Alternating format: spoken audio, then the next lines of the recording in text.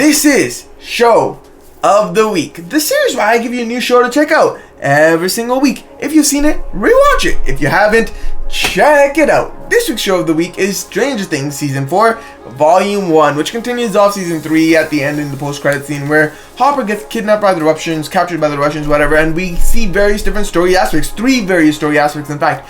One where we see Hopper meet Enzo, a guard who's trying to help him break out of the Russian prison for a large sum of money, with the help of Joyce, of course.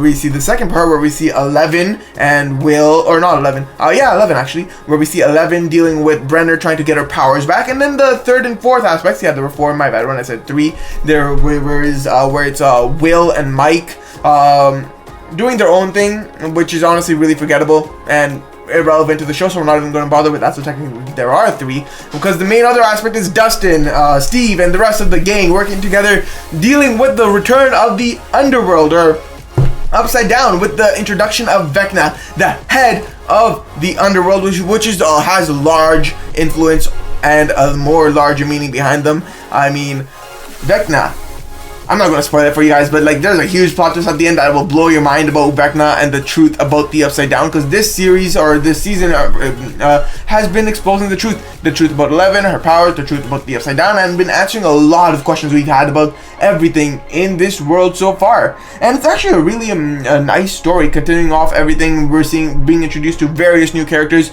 who are dying, various new characters who are getting to live, working with the team to try and destroy the Upside Down. We see the fear, we see the rest of the citizens, rest of Hawkins, finally aware of all the dangers and mysterious things that have been happening in Hawkins, and we're seeing them hunt down Eddie, who's a new character and the leader of a Dungeons and Dragons troop, and they believe him to be a murderer when it's actually Vecna. So I can't wait to see how Vecna, for the citizens to discover about Vecna and the Upside Down and how they react to that, and whether they will consider Eddie to still be a devil controlling Vecna or something like that, because everything about this season is just building up for this final Volume 2 that is coming out in a few weeks.